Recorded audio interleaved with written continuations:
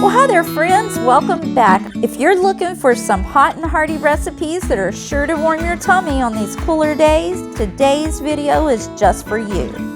I've gathered up 5 of my family's favorite soups, stews, and chilies, and I'll be sharing all of those with you today. So grab your soup pots and let's go ahead and jump right in with the first recipe for some keto cheeseburger soup. To start this recipe out, we're going to dice 1 small onion. All that I had on this day was this red onion, so I just cut off a couple slices of it and diced it up.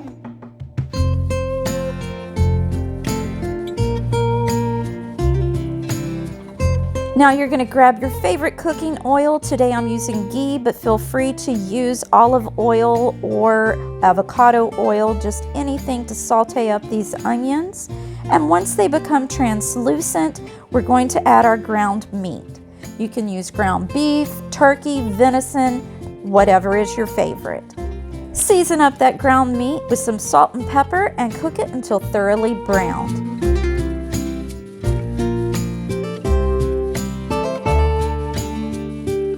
To that, we're going to add the rest of our ingredients, starting with 1 can of undrained Rotel, 2/3 cup of frozen green beans, 32-ounce box of beef broth, and then we're going to add 1 8-ounce block of cream cheese that has been softened. Once you have all of those together in your soup pot, just give it a good stir and try to break up some of that cream cheese to help it melt further.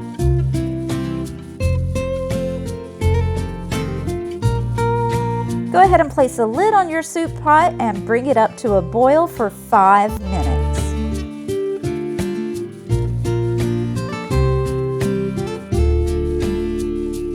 After 5 minutes have passed and you're at a good rolling boil, we're going to go ahead and reduce the temperature down to simmer and allow that to cook until your green beans are tender. And that's all there is to this deliciously tasty keto cheeseburger soup. I love to serve mine with some bacon and shredded cheddar cheese on top. Moving on to our next recipe, no soup video would be complete without including our crock pot chili and skillet cornbread. Now to get this recipe started, you're going to brown up 1 pound of ground beef and feel free to add some diced onions and bell peppers to that mixture. Once it's fully browned and your vegetables are tender, go ahead and add that to your crock pot along with the tomatoes. Now these tomatoes are going to be 2 cans of regular diced tomatoes and 1 can of some chili flavored tomatoes. The final tomato based item is going to be tomato sauce, but on this day I was out, but I didn't let that stop me. I just took another can of diced tomatoes and blended it up in my bullet. It makes the perfect consistency for our chili.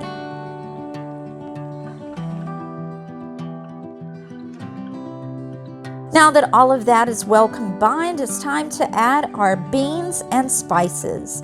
I've added 1 can of red kidney beans that have been rinsed and drained, and now we're adding 2 tablespoons of chili powder.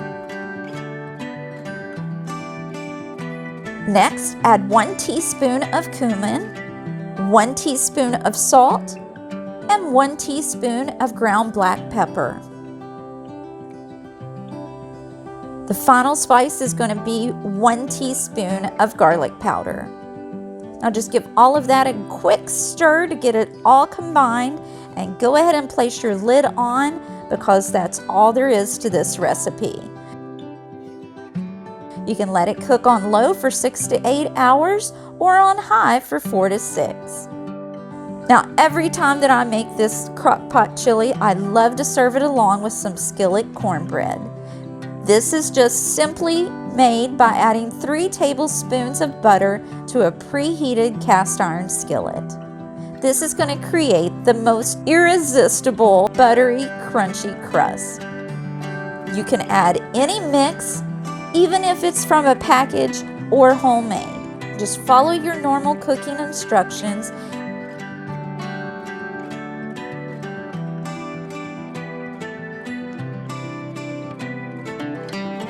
Now to take it to the next level, I love to brush 1 tablespoon of melted butter mixed with 1 teaspoon of honey to the top of this cornbread. This makes the perfect savory and sweet combination when served alongside our chili.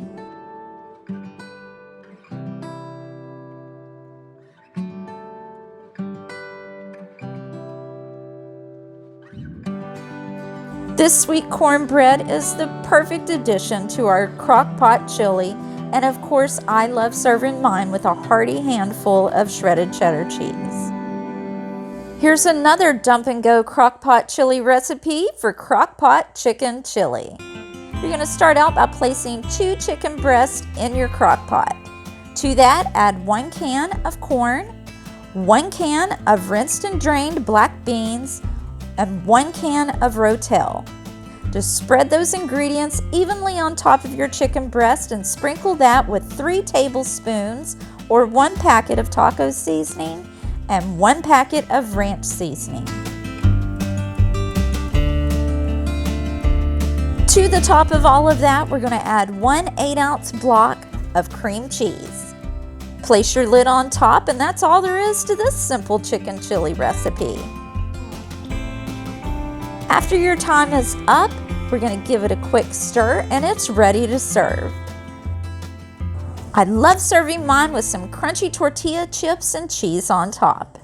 Now let's get started on our beer braised beef stew. Heat oil over medium-high heat in a Dutch oven. Toss your beef in seasoned flour that has been seasoned with salt and pepper and brown that in your Dutch oven.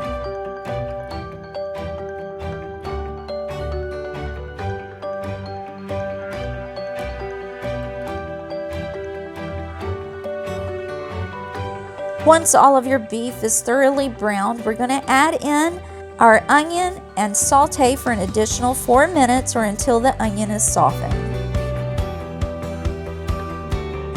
Set that browned beef and onion mixture aside and deglaze your pot with a 1/4 cup of beef stock. Once deglazed, add minced garlic and saute for 2 minutes, then stir in the tomato paste and cook for 1. Now it's time to stir in your favorite dark beer, the stock, the soy sauce, the Worcestershire sauce, brown sugar, and then season it all well with some additional salt and pepper.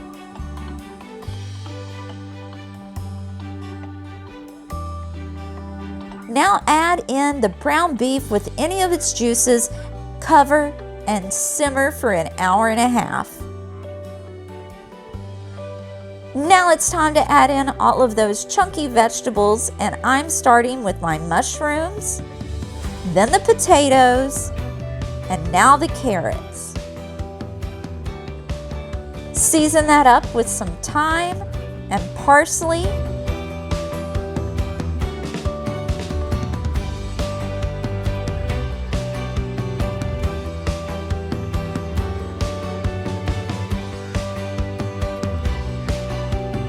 Now just cover all that up and simmer it for an additional hour and it'll be ready to serve.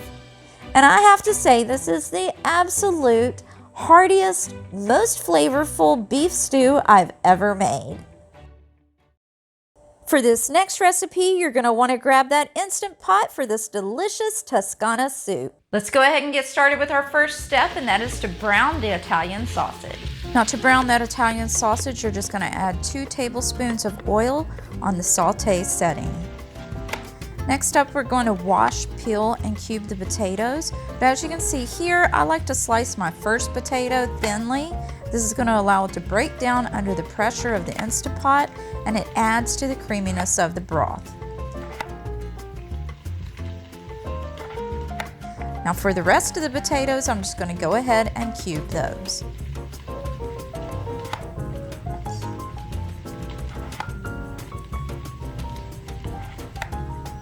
Okay, now that we have all of the potatoes ready, we're just going to set those aside and go back to the Instant Pot and check on our sausage.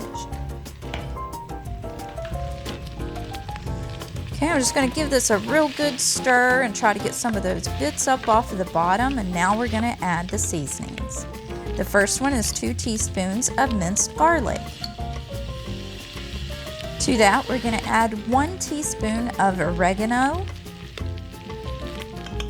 along with 1 teaspoon of salt, and then finally we're going to add 1 teaspoon of black pepper. Now once you have all of those seasonings in there, go ahead and pour a 32-ounce box of chicken broth to the mix. Give that a real good stir, and that's also going to help get those bits up off of the bottom. Okay, now we're just going to grab those potatoes and add them to the pot. Just give that all a good stir to make sure it's well combined.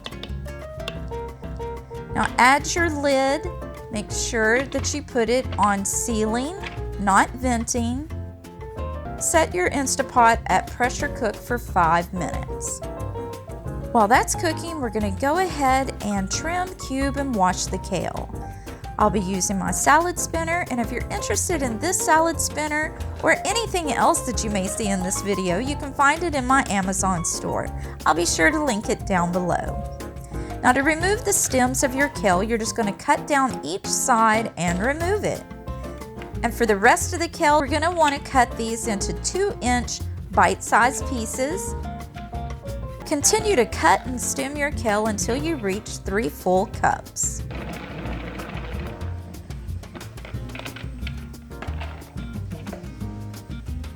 Once your kale is cubed and nice and clean, let's go ahead and set that aside because by now our Instapot should be done.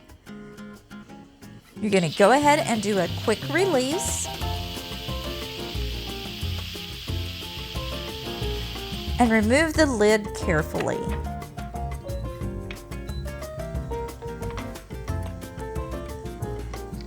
Turn your Instapot off and give everything a good stir. Now it's time to add the kale and give it another stir.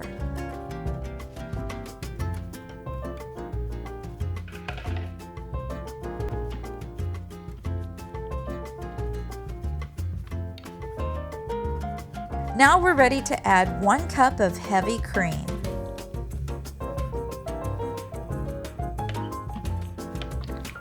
Give it another good stir. Doesn't that look so creamy and delicious? My favorite way to serve this tasty soup is topped with some shredded Parmesan and a side of some crusty garlic cheesy bread. So I would love to know which of these 5 soups, stews, and chilies do you think would be your family's favorite? Please let me know down below in the comments, and before you leave, if you enjoyed this video, I'd really appreciate you giving it a big thumbs up. Thanks again, friends, for choosing to spend a little bit of your time with me today, and I sure hope that I'll see you in the next one. Bye!